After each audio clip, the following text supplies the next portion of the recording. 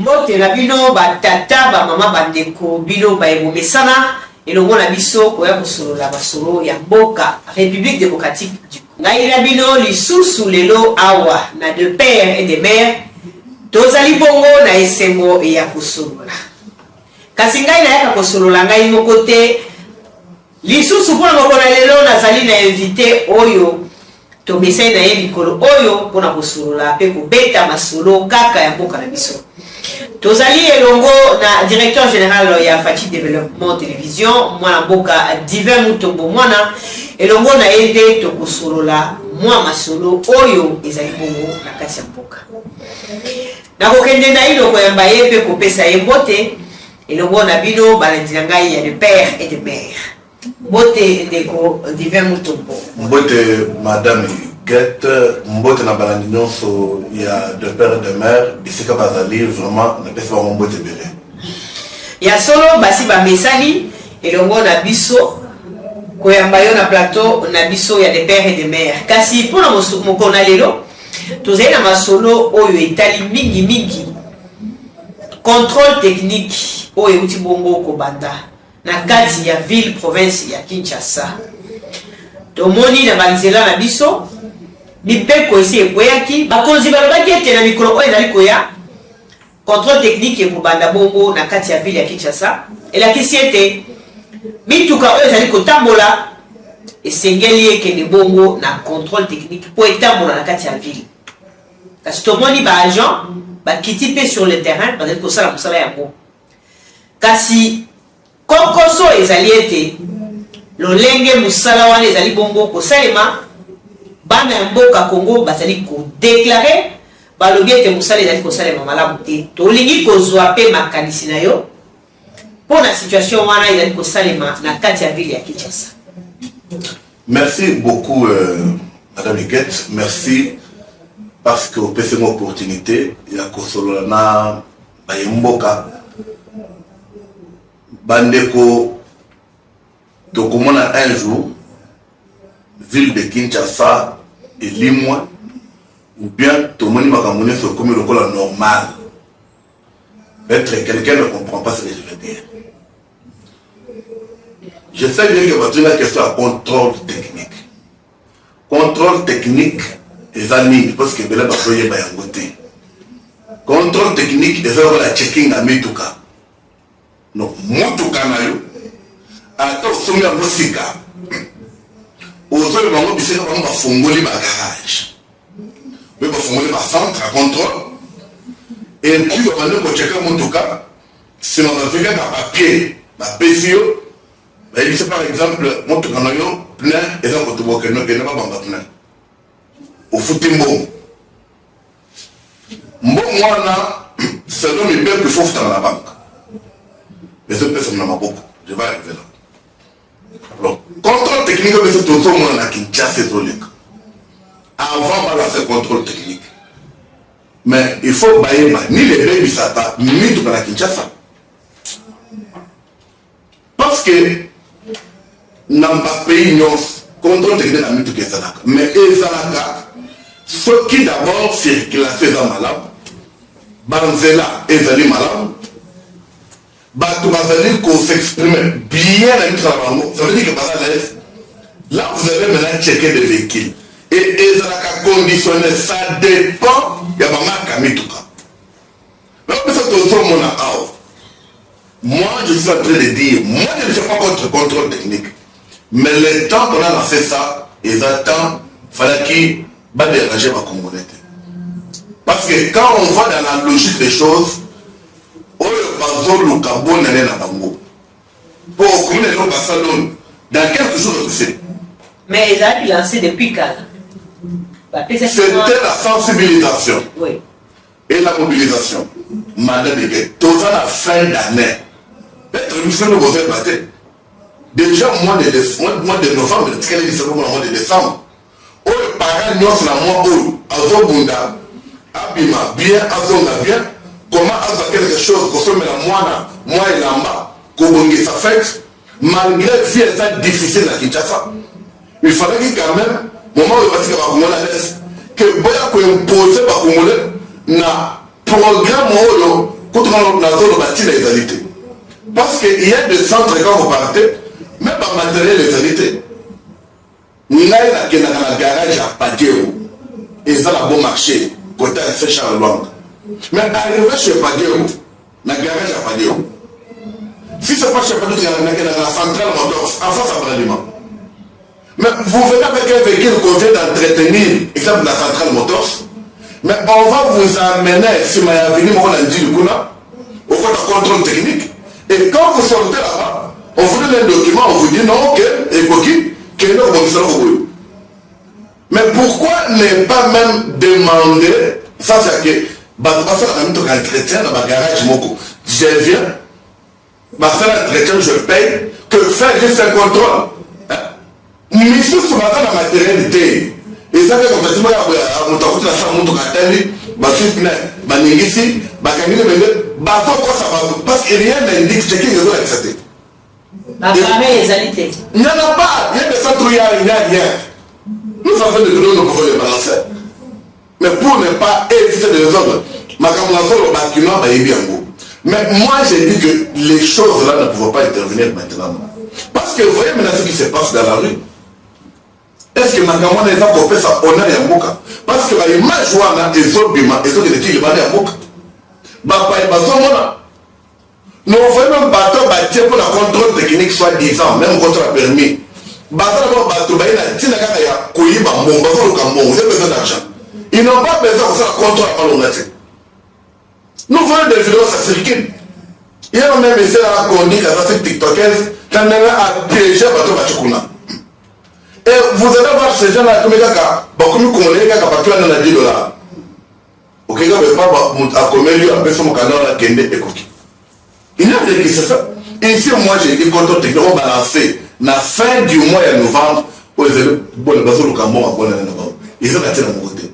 Comment vous pouvez lancer votre technique qui n'a pas de matériel?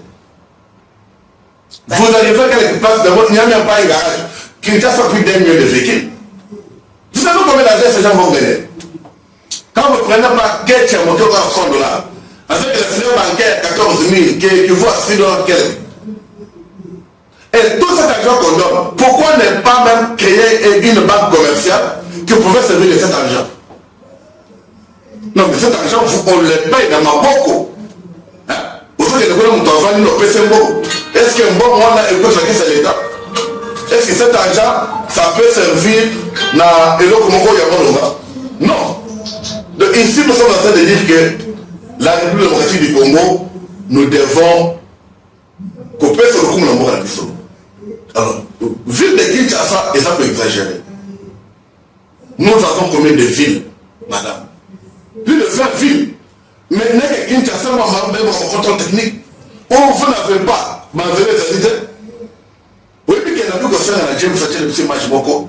L'imposé à notre gouverneur est Moko. Ma boule est là, ma est là. Bon, moi, tu connais qui on a. Et vous avez un peu de temps pour vous. Donc, vous dites, Koufa. Donc, vous levez son Koufa Bisso. Donc, il devait cesser ces trucs. Bati que le Kouana, Bayako, pour l'anga, maintenant, on court toi aussi, entre le peuple. Et le on après.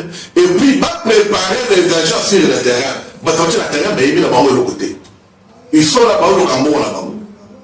Et aussi, on dit on fait contrôle technique. Mais quand vous arrivez, ce n'est pas contrôle technique. Il y a quand vous allez présenter contrôle technique. Permis aussi. Vous arrivez comme contrôle technique. Il y a un mot. Permis, il y a un mot. Et puis, quand on il y a un mot. Oh, moi, il et bandit, non, mais contrôler la fait pourquoi? Quelle est l'opération où le bateau sert à l'intérieur seconde? Parler de contrôle technique et le permis. D'ailleurs, je me souviens de la colonne qui a dit, si le terrain, on est là pour le permis de contrôle technique. Mais si ce collège-là vous trouve, ça devient tout. Nous avons vu un monsieur là, qui les a présenté tout. J'ai dit, je voudrais mieux que James me balance cette vidéo-là. À balancer par ma vidéo, papa, après son permis. Tout, fin des comptes, on a donné ce message à la fourrière. Et comme il nous, quand on est venu, tout le monde a eu cette intégrité. Mais c'est beaucoup plus compliqué. Ça détruit le pays, madame. Ça détruit. Donc, si madame a un contrôle technique, où les paysans tracasseront la fin d'année, peuple a voulu comment allier. Nous demandons ce que le gouverneur nous écoute. Le gouverneur Mbomba, il a beaucoup de choses à faire. Donc, appelez le ministre des Transports.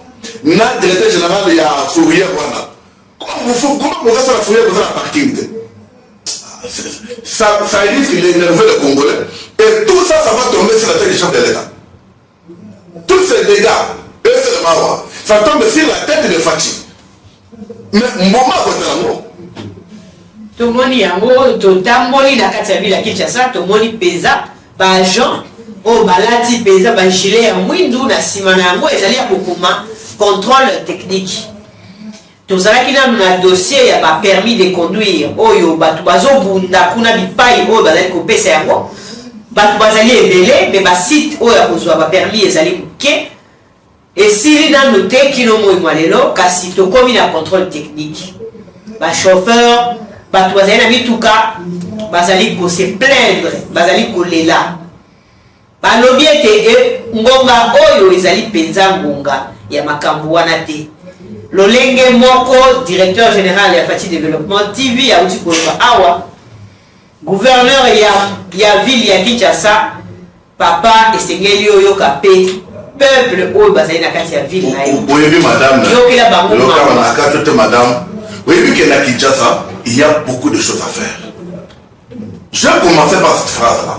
Oui, il y en a beaucoup. Donc, gouverneur, avant de revenir au Sada, qu'il n'a pas de distraction avant de lancer contre la population. Non, quand la moule a ce qui est bêtise, la carte à Kinshasa, autant pour les alliés. Tu ne sais pas que Kinshasa est vraiment insalubrité. Le chantier est belé. Partout, il y a un chantier. Prenez l'avenir. Moule a bêtise. Pardon. Konyata, Nassé, les alliés passent. Prenez l'avenir Bokassa. Misale. Pas de misale, maman.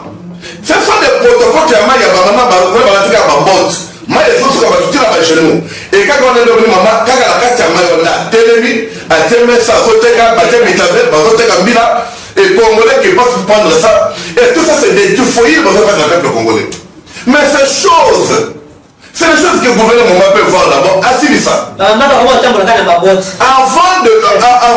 instaurer la co, il n'y a pas quoi de se rendre bon. Moi, il faut qu'il y ait la caisse à l'État. Mais donnez d'abord une bonne vie aux Congolais. Donnez d'abord une bonne vie aux Quinois. Donnez une bonne vie aux Quinois parce que ça devient de trop. Je passe devant le gouvernement, la porte à côté de la carte. Vous trouvez que c'est pas moyen. Vous savez, nous avons un problème. Parce que quand je parle comme ça, les gens vont penser que je suis contre le gouverneur Moumba. Les gens vont interpréter ça. Petit non. Nous tous, nous sommes tout autour de notre haute autorité politique et les chefs de l'État, Félix Antoine Tshisekedi Tshilombo.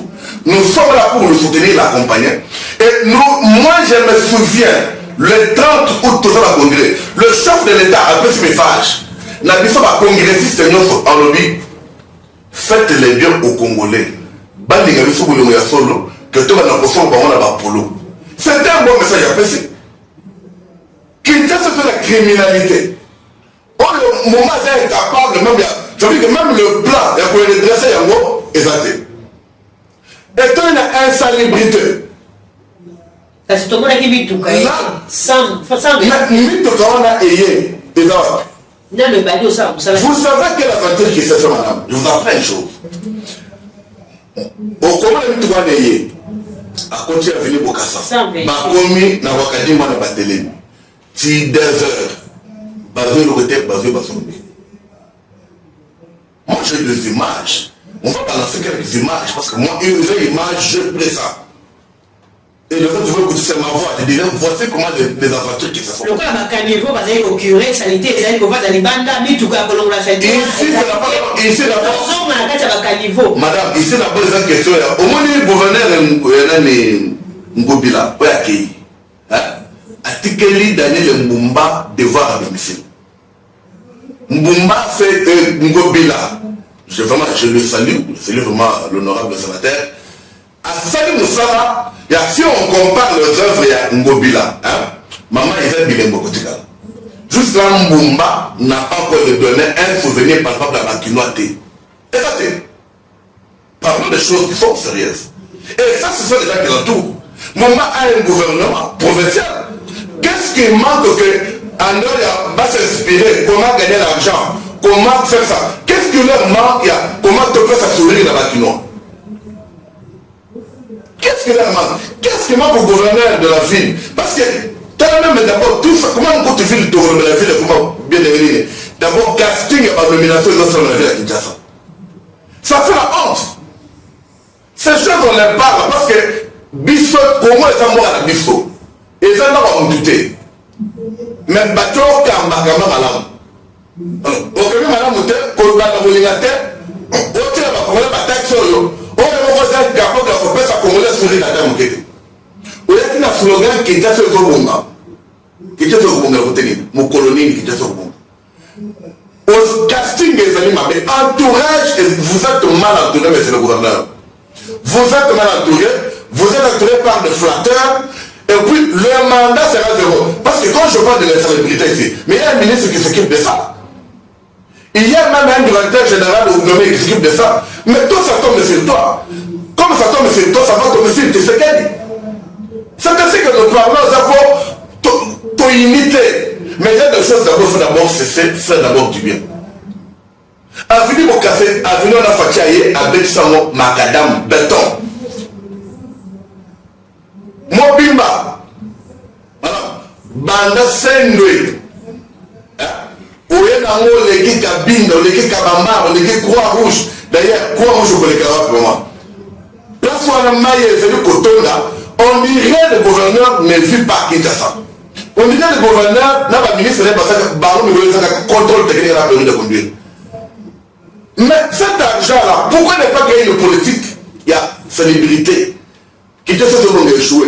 Bilan de bâtiment comme le Naboutou. Ça, c'est la politique. C'est beaucoup d'argent que je dépenser. Qui est appelé un spécialiste environnementaliste. Aïe. Au moins, dans la ville d'Osso, dans la plage, je fais une ville, politique de la ville. Et puis, dans la spécialité de la ville, tu vois, comment on a capturé les animaux, tout ça, baza makasi bake kobuka bon bisika bazo buka na mspécial impact mon côté mais na pesi katana ka buka sakabamba c'est la centre-ville c'est proche à Gomé et vous êtes fiers de ça monsieur le gouverneur vous êtes fiers de l'image au Bachewana vous êtes fiers de ça non nous nous disons ceci le gouverneur ne doit pas nommer les Kino. Je sais que quand je parle comme ça ma flatteur n'est pas ma bé, n'est pas mot. Mais vous avez ma petit boulot tout, moi ma petit, moi ma flatteur, mon flatteur est mon gouverneur. Ici, moi je parle parce que je veux que non, moi dans mon café, c'est ce qu'il dit, bah qu'il n'a pas ce fait là. Qu'il n'a pas attendre la bien, à la courage de la maille. Mais ma camouflage de la Kinshasa. Donc, même pas proposition à solution des réalités. On dirait, vous tous, vous êtes en panne de réflexion. Non. Bituka izo mona na tebi tuka kolongola bosoto na kati ya ville ya Kinshasa. Non mais gestion des déchets na kati ya Kinshasa. Bon batte bilo la ya ba kito zo bonga na Jackson ba to kabola bola. Et puis ba ko ko ba mama ya ba douana. Ba mama na ba kombola ka lisusu te. Ba kombola na butu mais ba to kombola wapi. Soki ba kombola ka etikali ka moi ba ko. Ce n'est pas une solution madame. Ba ko kombola soki à 4 heures. Et quand tu passes à 7 heures, on dirait, on n'a rien fait. Salité. Mais nous avons écrit, proposé, plan d'urbanisme à Kinshasa, politique de la ville. Maintenant, on a des gens qui dirait que non, pour voir la biso, c'est ça, mais là. Beaucoup de bino. Et tout ça, si vous ne changez pas, donc vous êtes les ennemis, il y a Félix Tshisekedi Tshilombo. Vous êtes les ennemis, parce que Tshisekedi doit donner un sourire au Kino.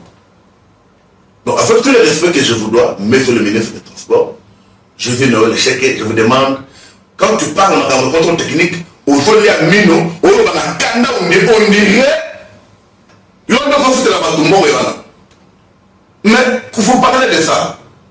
Et regardez l'avenir du livre, on vient de bétonner ça. Qu'est-ce qu'il y a là-bas? Monsieur le gouvernement, on a chargé dans l'infrastructure à la ville. Mais pour le transport, là, on voit les mines, quand tu parles, non, on confisque, en fait, tu confisques, on se met là-bas tout. Bien, écoutez, monsieur le ministre, il faut, quand vous parlez aux Kinois, aux Congolais, vous voyez que vous avez un téléphone de la ministre Banati. avant même de passer, Bibi s'appelle bilan, on a qui ça m'a que non, moi, le ministre depuis que je suis ici, voici le bilan est là. Mais il n'y a pas de bilan. Quoi qu'il est, tracassé. Vous initiez un contrôle technique, mais il n'y a pas de mesure d'encadrement de ça. Si vous avez fait un détournement, or, nous sommes dans la démarche à cause de l'investissement de la Congo pour la progresser. Il n'y a pas d'image de détournement, il y a la corruption publique. Vous n'avez qu'une image à la vie. Parce que vous faites des choses que vous avez besoin d'argent. Vous avez besoin de tomber immeuble, il y a fait une année. Quand toi tu vas rassembler moi, Congolais, nous sommes bandako. Vous rançonnez Congolais, avant la quête, à côté de ça, $20 par jour. Il y a un moment à le pouvoir en question. On a dit que c'est pas dans la Bible. Kasi mokonzi ya mboka répondaka pe alobaki ete asololaki azalaki mokolo ayambaki président turc awa ntango bazali kotambola na ye na nzela. Si, je vois. Quand le président turc lui avait dit que non nazali na mboka na ngai na société moko boye esalaka boye. C'est la société qui avait travaillé avec un Ngobila. Il avait dit que quand il a posé la question au gouverneur, le gouverneur lui a parlé de la même société. Oui, c'est la société qui était avec. Non, mais c'est quand Ngobila est parti, Mbouma qui faisait le contrat. Ça a fonctionné. Or, il y a la continuité de l'État, de l'administration. Quand Ngobila est parti, Daniel Mbouma n'a pas voulu supporter ce secteur-là. J'ai présenté un plan. J'ai écrit, parce que j'ai les accusés de réception. Ok, quel système il y a pas droit comme la les gens peuvent faire ça, mais moi j'avais salué ça parce que ça donnait de l'emploi. J'ai parlé de ça, ça reste même un frère du gouverneur. Mais il faut qu'on ait une équipe qui peut faire suivre la mouille. Mais vous allez trouver à Ouléry, on a employé plus de 1000 personnes. Non, qu'est-ce qui marque? Parce que c'est les mêmes personnes, même paiement, que c'est un travail en rotation. Pour travailler dans Moutou, normalement, le fait de ça va suivi. Parce que le budget qu'on est un peu là, c'est normal. Mais quand vous parlez, on ne veut pas vous écouter, on ne veut pas vous approcher, et moi, on a s'approcher à la bateau, dans la petite, dans la mouille pure. Tu vois? Là, vous me faites ordonnance, ça. Tu as la nomination, tu as un casting, on a. Bateau, on a nommé Mamoupo, Bakemba Naye, pour Batambola Naye, pour Batala Petit, ou bien en nommé bateau qui pouvait apporter des réponses dans la question bâtiment. Pour vos sautos, ils allaient causer. Tu as évité ceux qui m'ont posé à bord, il faut intervenir, les sous sur la côté. Mais à Kinshasa, dans la ville de Kinshasa, tu sais que des gens sont madame. Vous savez, nous sommes au mois de décembre. Bayambi d'aller le moment à Top Congo. Parce qu'il m'a dit ça. Il déclare, il dit, j'aime les autres maman, dans mars. Plus tard, avril, autres maman. Il y a 2025. On lui dit, pas quelle magie, mais du non. Je lance des travaux et derrière Fatih Développement à Kenya accompagné. Je lance des travaux d'ici le mois de février, toutes les voies d'accès que vous allez avoir là. Papa, Til les lots. Til Fatih a décidé à financer 350 km de la ville à Kinshasa. Donc, même moi, je vais dans la Kinshasa, Bassa Nango, ni une question. Bassa Nango, ni il y a bien. Madame, ça fait honte. Nous avons vu l'honorable Jekoko, que je salue, Mokulomba. Pendant quelques jours, à Bonissim, soit comme pour les 2 semaines. Rond-point d'Ambel. Maman, quel est le discours à Rond-point d'Ambel? Allez-y aujourd'hui là-bas. Ça veut dire que vous sentez qu'il y a une négligence, on dirait pas que s'en foutre. C'est pourquoi je dis au début, ce qui est total et malade, c'est que déjà c'est voulu. D'être au vivre là-bas, foulou. Et ce n'est pas normal. C'est pas normal. Bandako ya batu ekomi ba poubelle liboso ya bandako ya batu ekomi ba poubelle kino ba population bango moko bakomi ko supporter bo soto l'État azali te ba caniveau bazali ko curer yango ba kobilisa bo soto lipanda mbule beti ezobisi bo soto na kati bisika mususu kutu batonga ba caniveau kasi ba caniveau elimwe eto yebaka lisusu te ke awa ezali na caniveau zelo efiniki ba caniveau ezali na bisika oyo zelo ebungisi caniveau awa caniveau eza te kasi liboso kuna caniveau ya wana ezomona. C'est grave. Ezali koyeba gestion ya ville ya bosoto oyo Mais madame, il faut souligner, moi je ne sais pas contre le gouverneur d'année. Non, Mituka Ekeiwa. Je dis la vérité. Mais Mituka on a exemple, Mituka est adaptable, Mituka les ébélés. Plus de 100, moins plus de 130 véhicules. Nous avons 24 communes. Kabola on a 5 dans chaque commune. Ou regroupé, nous avons 10 communes de Ndili. Ndili est à 39 quartiers, si je ne me trompe pas. Voyango, Kangisa Yango, et c'est comme ça. Moutuka, ils ont géré, donc après 2 jours, Bazo a ramassé pour soutenir. Mais ici c'est impossible, quand même Gombe, on ne fait pas gérer ça. Tout n'a eu. Question directe. Monsieur le gouverneur, monsieur le ministre, au quoi répondre? Seulement dit,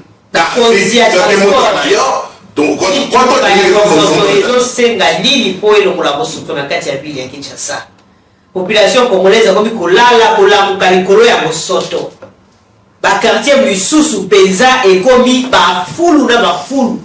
Donc il y a une capacité totale, même on dirait pas la plan de gestion même il y a nous avons même l'Assemblée provinciale à Kinshasa. Je salue mon cher ami André Congolais, rapporteur. J'ai vu le président là. Mais vous dormez.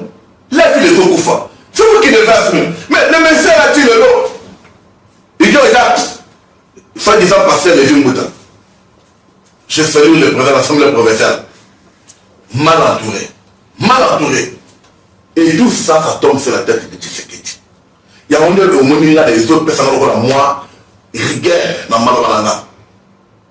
Donc Fatih a raisonné droite, a raisonné extrêmement libéral moraté, a raisonné gratuité de l'enseignement, a raisonné à terme militaire 30 milliards et 3 milliards de dollars dans le budget trimestriel, mais avant de raisonner, bon, on a besoin de la Kinshasa, mais entre-temps les autres, on va battre le gars, fourrière, contrôle technique, n'a permis de conduire.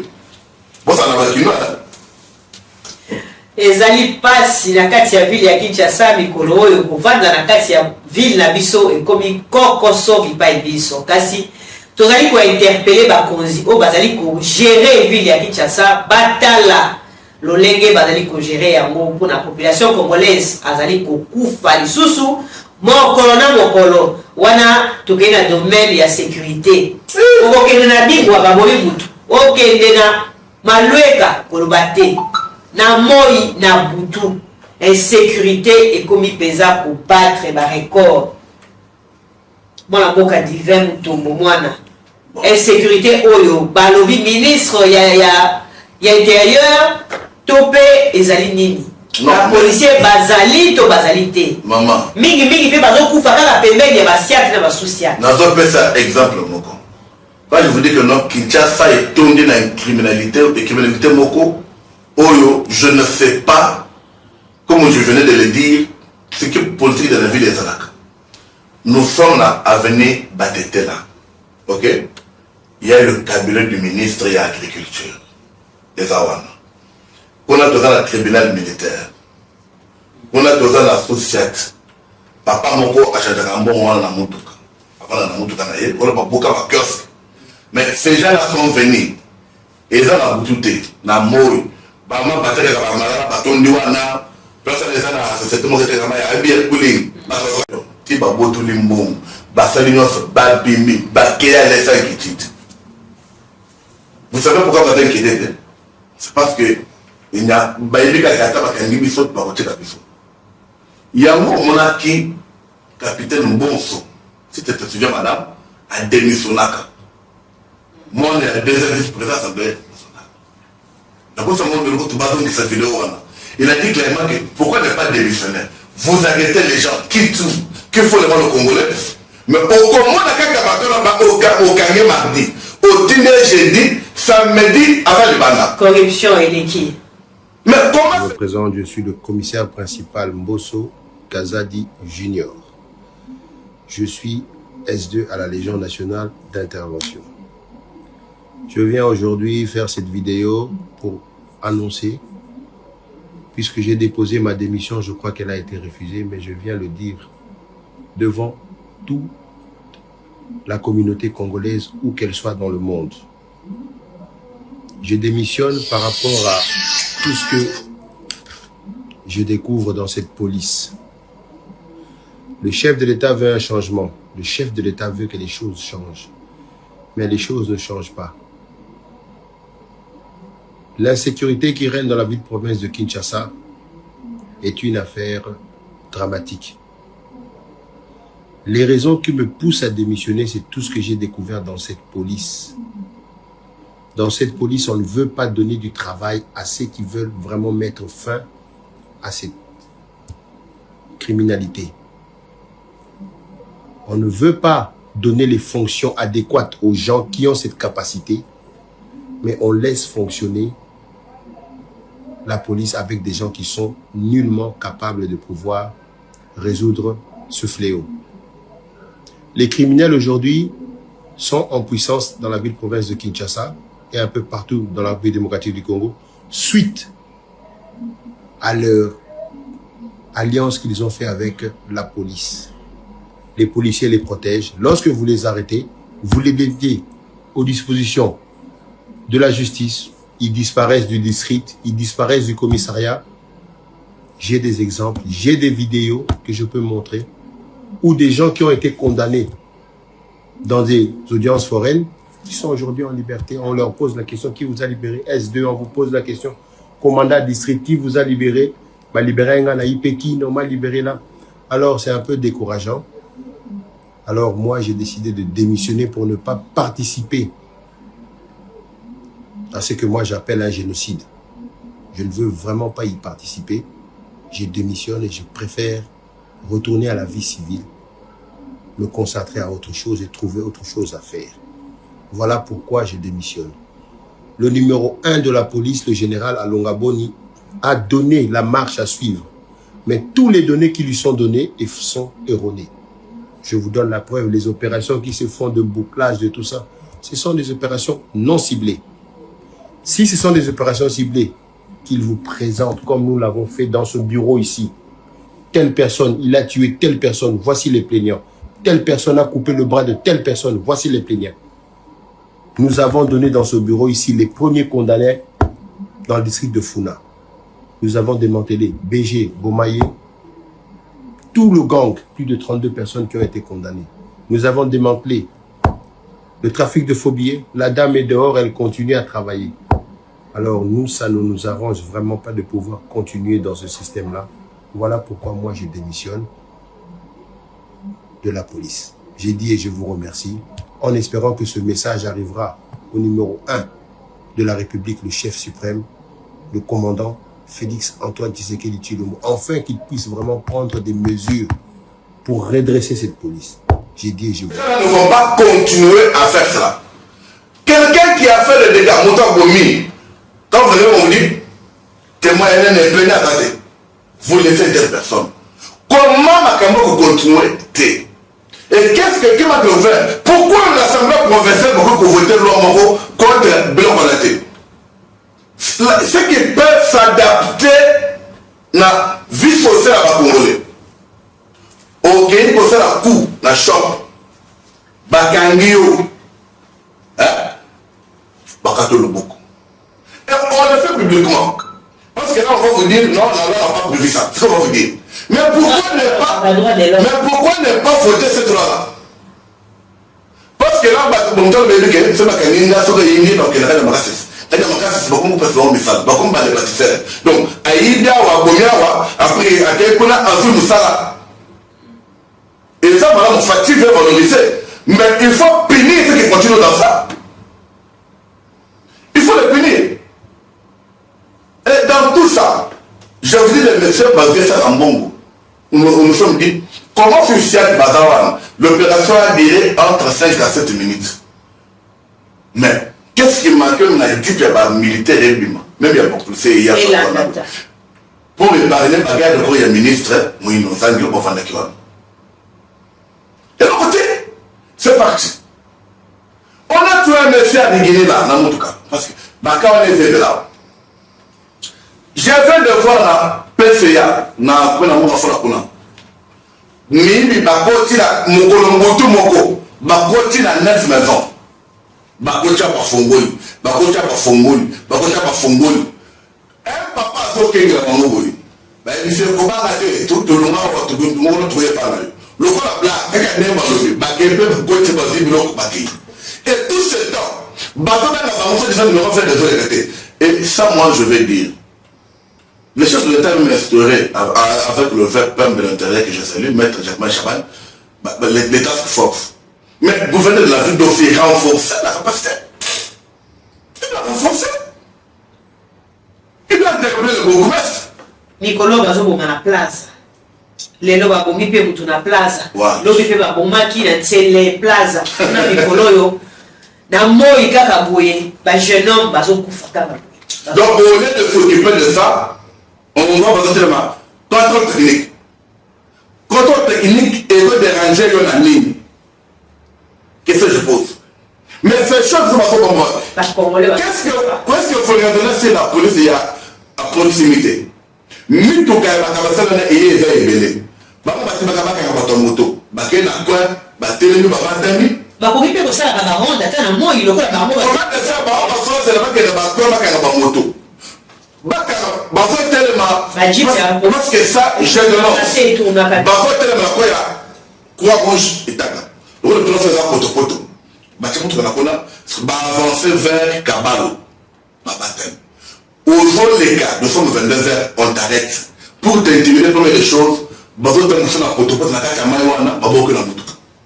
ça se fait chaque jour. Il fait Bagani Kassai, Bagani Kassavou. J'apprends cette autre fois à la maison, ma télévision sans cynique. Dans tous les barreaux, ça c'est que je vais aller par où, on va le mettre à l'émission. Oh, le mot a négligé. Et tout ça qu'on dénonce ici, le gouvernement ne peut pas se préoccuper quand même pour la faire sa sourire dans la bâtiment. Est-ce qu'il n'y a pas aussi des Congolais qui raisonnent comme moi? Je n'ai pas aucun problème avec le gouverneur. Dernier moment, moi je l'ai accompagné avec Fatih Développement. J'ai des images, je l'ai écrit. C'est quelqu'un vraiment que je n'ai pas de problème, mais nous avons beaucoup de négligence et nous avons Kinshasa. Kinshasa, c'est un miroir de la République démocratique du Congo. C'est ça tout le monde vient.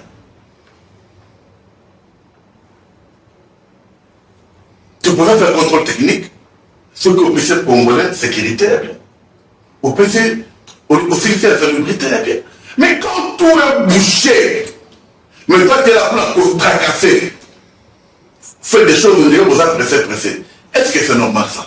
Ce n'est pas normal. Quel est le plan que le gouverneur a en opposant pour la sécurité de la ville à Kinshasa? Nous avons ces moyens. Moi, je fais sciences politiques. Là, je parle comme politologue. On peut multiplier beaucoup de suicides, mais vous savez l'hôpital. Parce que suicide, ils vont vous dire, nous ne sommes pas là pour... Nous sommes là pour battre, mais qu'est-ce qu'il nous faut? Renforcer task force dans la base de cette one. Basé sur la bataille de la justice, vous voyez que Bissau va se faire un peu de temps qu'on a dans Bissau. C'est qu'il y a des Gamouéza, sur le truc, il y a la chancellerie. Task force, on appelle même maintenant. Bissika va opérer les années. Il faut le faire, mais tellement que négligence est allée mêler. Et qui doit vivre dans cette insécurité pendant combien de temps? Nous avons besoin de parler, mais n'avons ni Madame Nathalie, ni le gouverneur qui a fait les bâtiments. Est-ce que c'est effectif qu'il y a la police, les armes qui est pour être dans la société, la Kabalobi Bazalaka, effectif et Zakamuki, ceux qui ont pour l'intervention, dans le Bazalika à 3, tout ça à 3, ceux qui ont la Bibi, au Congo, le Bazal 3, mais pour le moment, tout ce qui est balé, Moutoumou Wazan.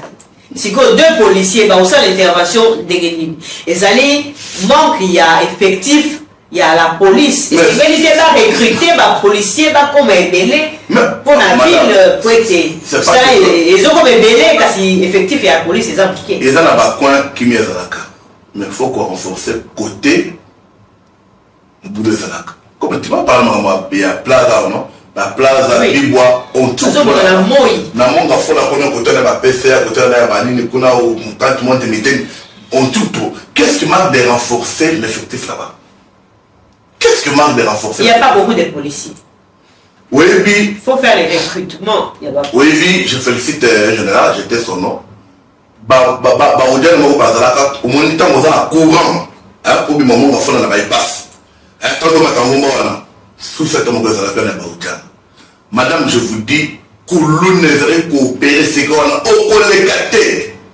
Mais, félicitations, on a un amour. Bachir, Baya Benga, on peut se moi, nous sommes tous au Vandao. Elle a dit, reste ici. Banda, madame, tu peux passer là-bas à 1 heure. Base à la base à la télé. Pas d'exercice. Je parle bien de route et les gars. Quand aux autres qui ne peuvent pas piment la courant, au matin, on tombe au long, on n'a pas de en Goma, dans le village. Balongo n'a pas fait ça toi. Ces gens-là faisaient quoi dans le tout? Bassi mon monteur a laissé les doigts là. Donc, on a un mot, bâtiment là. C'est là. Quand tu veux, tu penses que c'est des malades, on ne peut pas. Accident. Toujours comme ça. Ces choses, c'est comme nous les dénonçons. Est-ce qu'il y a d'autres qui n'ont pas naturellement débattu? Est-ce que le conseil de ministre a provincial est content? Non, tout le temps, parce qu'il n'était pas sur la drogue.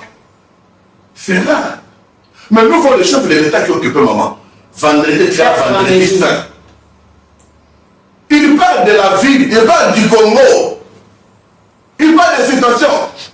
C'est ça même ce qu'il faut. Mais c'est le gouverneur, réveillez-vous. Les Guinois ont besoin que tu te réveilles. Vraiment, ils n'arrivent pas si la Katia ville y a Kinshasa. Là, il y a moins d'effectifs. Il y a la police, il y a la policier, ils allaient bouquer. La ville y a Kinshasa. Non, policier, par exemple, on va comme un bébé. Tout ce que les alcoopes, il y a ma colonel, il y a ma major. Pour la souciat, tu vas à la caca à 3. Souciat est composé de 3 policiers. Ceux qui est belé 4. Bah, pour ça, l'intervention, le lègue 4. Ceux qui va criminel, bah, il y a 7. Bah, on va ça 3. Bah, on va ça protéger, puis ma vie, là, bah, on va aller payer la bota, là, bah, non. Ça veut couper ça passe pour la population congolaise, bah, on coupe. Le rôle, bah, soso. Dans 15 h, bah, bomi moutou. Dans 14 h, bah, bomi, dans 9 h du matin, moutou a vu ma sassi. Bah, étudiants, bah, on coupe, kaka boui, pamba, kaka boui, na katia ville, na biso, ils allaient pas si. Sécurité, commis, pesa, kokoso, moutou. Ceux qui ont bima, ceux qui ont ngi, okumisi nzambe. Pour esika, oyo masasi, pour zoyo, et banité. Là, bah, ça, la cabine, à Mickey, et commis risque. Moussala a changé bon comme risque na kati ya Kinshasa pasi eleki toko suka wapi na kati ya Kinshasa ba kozi bote élection na makambo basala musala batika tralala batika mamoise importante comme je voulais de parler là. Vous êtes dur dans ma contrôle technique, vous êtes dur dans ma permis de conduire. Faites aussi dire dans la sécurité, faites aussi dire dans la salubrité. Vous ça le pénéloin là. Comment de côté à madame, bon, ça tu pété, parce que vous ne voulez pas votre intérêt. Au contraire, ça va votre intérêt. Je vais déloger le gouverneur Ngobelesi, mais ça la salatique. Toutes les routes que nous sommes en train de faire, parce que si vous êtes côté, nous sommes à Makal. Ils ont pas cherché le Ngobelesi. Je me suis dit ici, Navana Ouinane m'a bêté. Qu'est-ce que je pense du Wakilo que Ngobelesi, elle est Mbumba. Contrôle technique. Est-ce que le contrôle technique est exact pour peut-être diminuer l'embouteillage pour embouteillage électrique? Ceux qui passent le contrôle technique, mais tu vas se couvrir dans l'andaf, tu vas se couvrir dans la moto. Mais tu vas diminuer, c'est là pour beaucoup il y a lobby pour les bêtas qui embouteillage déjà dit 2 h du matin. Qui 0 heure moyen, il y a potable pour les acquitter. 1 h du matin, 2 h du matin, tu vas comment il va 3 heures. Tu as invité, tu vas le temps pour la nam, Boutou, Pémoï, tu as le temps pour la Toza Kananzela. Tu as le temps de la biso, et tu as 5 h du matin, tu vas à la Kananzela. Est-ce que le contrôle technique est peut-être un peu qu'on diminue l'embouteillage et l'équipe n'a fait ça? Je demande à abonné de père de mère RDC TV, de partager l'émission et écouter le gouverneur. Je sais que le gouverneur de Mumba, cette émission, mon lobby, ils ont réveillé. Nous allons pour ça, côté bien. Dans la posa, il ne parle pas de ce pays. Parce que ici, dans la dure, c'est pas qu'il y a une unité. Je vais apposer ma acte que c'est ça qui nous. Nous sommes là pour ce pays-là. Il y a des choses qu'il peut faire et ça va bien. Bah, moi, je vais la potopoto. Puis là, je vais malade des autres. Non, mais c'est le gouverneur. Sinon, partagez cette émission. Surtout dans ces repas. Ce côté dans ces repas où ici, quand on va mater la doune dans pondu, au collier à moto. Tu fais une fouille. La carte à poto penza. Ici, quand on a. Sinon, c'était ça que moi je voulais, quand tu m'appelles, voulais passer message. Et je pense que, écoute à ma Congolais, et de la diaspora, et de la Awa, on va penser à la madame. Écoute à ma Congolais, on va péter à Bitinda, on dirait que tout ce qu'on fait ici, on dirait, ils allaient pour se moquer. Non. Pour te dire, on a besoin de Colo, bazo banga bakonzi koleka mboka. Pour éviter que nous connaissions dans les lacs. Mon théorie, on tellement que il dépend du gouverneur, ce qui est allé à moi, il va rechercher à commencer à attaquer mon gouvernement. Moi, c'est fatiste. C'est pas fatiste développement. Nous défendons le pouvoir de Fatih. Nous voulons des bons bilans dans toutes les villes pour que tu puisses faire notre témoignage. Congolais va sentir que réellement les choses se passent bien. Parce que si on laisse les choses dans le sens, il y a comme les choses se passent, tout ça tombe sur la tête du chef de l'État. Et ça, moi, mon devant, je ne peux pas accepter. Sinon, on peut s'attaquer, mais je n'attaque pas. Tout ce que je parlais, c'est pour que, entourage du gouverneur, Boyoka, message de comment. Sinon, le gouverneur peut s'échanger, c'est le gouvernement là. Il peut même changer, même bateau, non, sur le Bakuba, au non, sur Bazali, la responsabilité, il faut changer.